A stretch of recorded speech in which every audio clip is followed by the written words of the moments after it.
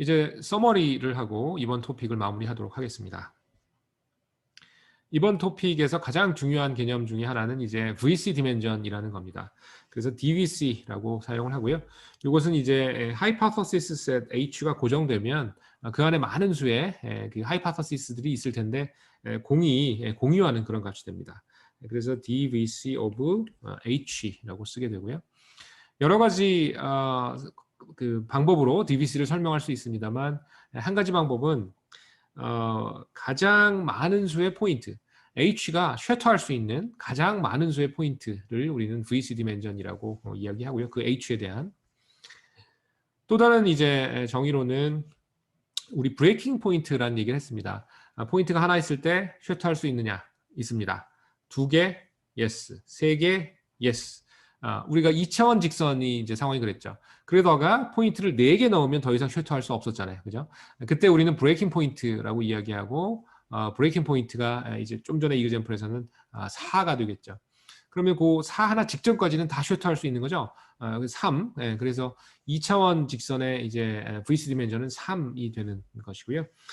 이런 그 이그젬플을 이용해서 VC 디멘전을 정의하자면 맥시멈 가장 큰 non-break point가 될 겁니다. K라고 하는 것을 브레이크 포인트의 크기라고 한다면 K 빼기 1이 되겠죠. 그래서 D-dimensional perceptron의 경우에 D 플러스 1이 VC 디멘전임을 설명을 했고요. 이 경우에는 이제 사실은 그 D 차원 perceptron의 파라미터 숫자도 D 플러스 1이 됩니다. 그래서 DVC에 대한 개념적인 설명을 할 때 어떤 모델에 effective한 파라미터 숫자하고 연결되어 있다고 설명을 했는데요. 이 perceptron, D 차원 perceptron을 보면 바로 그 점이 이해가 될 겁니다. 그래서 방금 이야기한 대로 물리적인 인투이션, VC 디멘전의 어떤 직관을 이야기해 달라라고 한다면 모델의 어떤 이펙티브한 파라미터의 숫자와 닿아 있다 이렇게 설명할 수 있겠습니다. 그리고 이 DVC를 어디다 쓰느냐라고 생각을 해보면 이제 모델의 컴플렉시티를 우리가 나타낼 수 있는 그런 컨셉이 되죠. DVC가 크면 클수록 복잡한 모델, 제너럴리제이션이 불리한 그런 모델이라고 이야기했고 그다음에 그렇게 컴플렉시티가 높은 모델을 트레이닝을 성공적으로 해서 제너럴리제이션으로 이끌기 위해서는 샘플 컴플렉시티도 높아야 돼. 다른 말로 하면 N, 이그젬플 숫자가 커야 된다라는 거죠.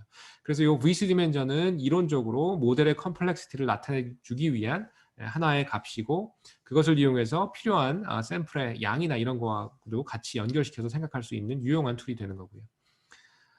그래서 뭐 요즘 이제 딥러닝 시대이고 빅데이터 시대니까 요 그 룰 오브 썸이 정확히 들어맞지는 않는 경우도 많습니다. 하지만 이제 전통적인 머신러닝 수업에서 어떻게 얘기했냐면 어느 정도 제너럴리제이션이 되는 그런 트레이닝을 위해서는 필요한 이그젬플의 숫자가 우리가 트레이닝하고 있는 모델의 VC 디멘전의 10배, 최소한 10배는 돼야 된다라는 거죠. 만약에 아까 이야기한 대로 effective number of parameter가 이제 DVC라고 하면 그게 만약에 3개예요. 그럼 데이터의 숫자가 30개 이상은 되어야 그래도 어느 정도 제너럴리제이션이 되지 않느냐 이렇게 생각한다라고 생각해 주면 되겠습니다. 하지만 요즘은 이제 모델의 복잡도가 아주 올라가게 되고요. 뭐 따라서 이제 빅데이터도 필요하게 되고 이런 면으로 보면 요 10배가 과연 언제나 맞는 숫자냐? 그것은 아닙니다. 이것은 그냥 룰 오브 썸이라고 봐주시면 되고 전통적인 머신러닝 클래스에서 사용됐던 그런 개념이라고 보면 되겠습니다. 그 다음에 제너럴리제이션 바운드라고 하면 아웃 오브 샘플 에러의 일종의 어퍼 바운드인데 인샘플 에러 값하고 그 다음에 모델의 컴플렉시티에 대한 페널티 오메가라고 부르는 이 두 가지 텀을 조합한 것이고요. 이런 개념으로 인해서 우리가 오그멘티드 에러 E오그라는 거를 정의했었죠. 이게 E인 더하기 오메가라고 했고 그때 나왔던 개념과 동일합니다. 그래서 인샘플러만 줄이는 것이 중요한 것이 아니라 모델의 컴플렉시티도 같이 줄이면서 트레이닝을 해야 일반화 능력, 제너럴리제이션 측면에서 도움이 된다라는 이야기가 되겠습니다. 자, 그래서 바텀 라인은 DVC가 작은 모델이 일반화가 잘 된다. 즉 DVC가 낮을수록 일반화 측면에서 유리하다라는 게 되겠습니다. 그래서 로우 DVC의 대표적인 사례가 리니어 모델인 것이죠. 그런데 이제 이 DVC에 대한 논의는 H라고 하는 하이파서시스 셋이 고정되면 동일한 DVC가 이제 설정이 됩니다. 그래서 이 하이파서시스 셋 안에 많은 이제 하이파서시스가 있을 수 있음에도 불구하고, 그리고 일부는 일반화가 잘 되고 일부는 일반화가 불리한 그런 현실임에도 불구하고 동일한 디비스를 쓴다라는 거예요.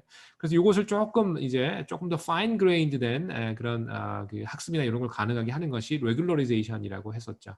그러면 아주 복잡한 H로부터 나온 그 하이파서시스 H라고 하더라도 얘를 레귤러라이즈를 잘하면 이제 그 모델의 컴플렉스는 매우 높지만 일반화 능력은 어느 정도 확보할 수 있는 그런, 우리가 빅데이터 시대에 실질적으로 사용되는 그런 훌륭한 모델들이 이제 이런 특성을 갖게 이제 레귤러리제이션이 아주 중요하다라는 이야기했습니다.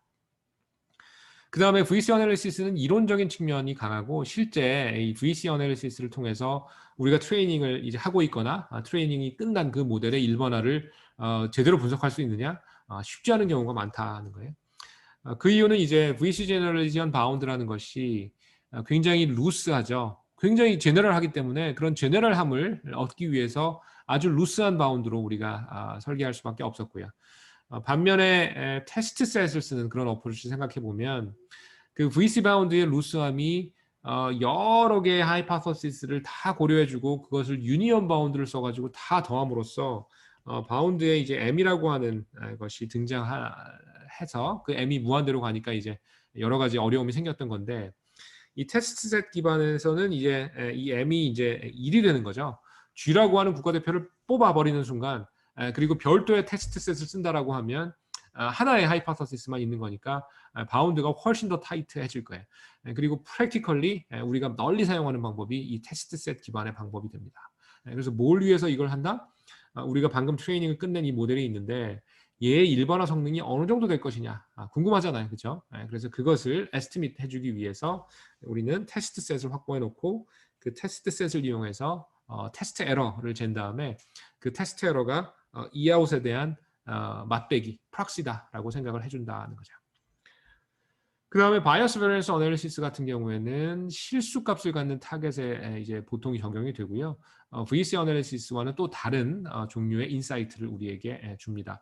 그리고 요 바이어스 베리언스 어널리시스, 바이어스 베리언스 트레이드오프하고 이제 연결돼 있고, 그것이 approximation, generalization trade-off라고 하는 그런 이름으로도 우리가 논의를 진행할 수 있는 그런 개념이 되겠습니다.